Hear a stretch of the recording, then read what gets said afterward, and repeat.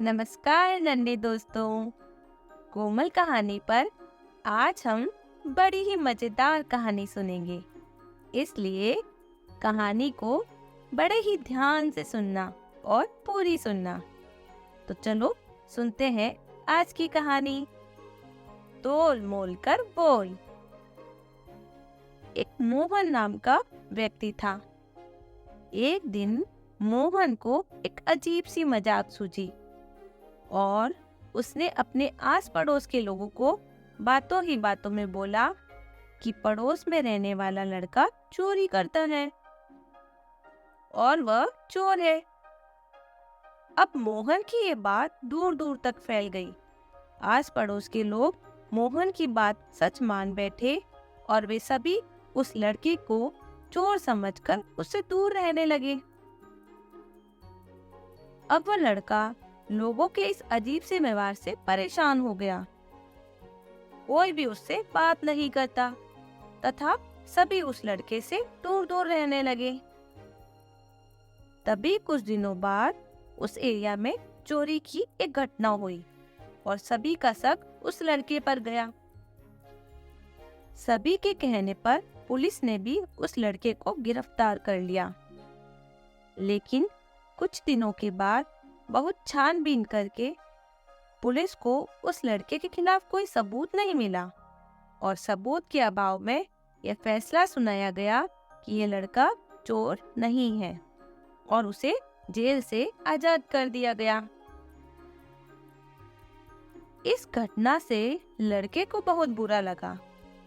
तब उसने आस पड़ोस के लोगों से बात कर पूरी जानकारी ली और जब आस पड़ोस के लोगों से पूछा गया कि तुमने मुझे चोर क्यों माना, तब सभी ने एक ही बात बोली कि हमें तो मोहन ने बोला था कि तुम चोरी करते हो और तुम चोर हो।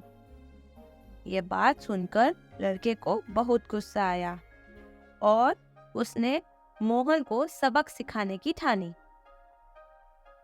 तब उस लड़के ने कोर्ट में मोहन पर गलत अफवाह फैलाने का केस किया।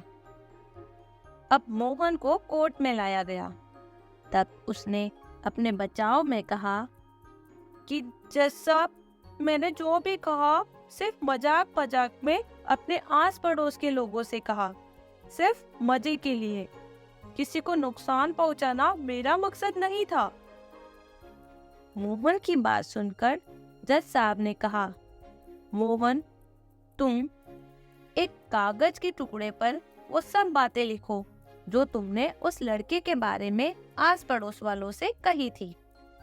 और हाँ, जाते समय उस कागज के टुकड़े टुकड़े करके बाहर फेंक देना तथा कल अंतिम फैसला सुनने के लिए आ जाना।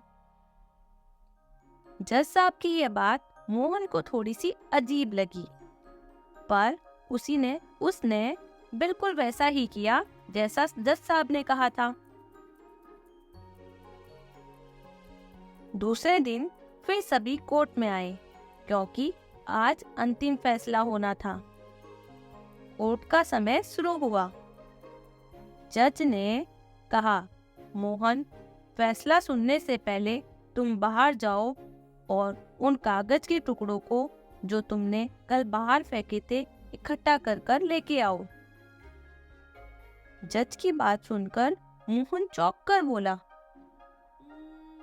मैं ऐसा नहीं कर सकता जज साहब, क्योंकि उन कागज के टुकड़ों को तो हवा कहीं से कहीं उड़ा कर ले गई होगी।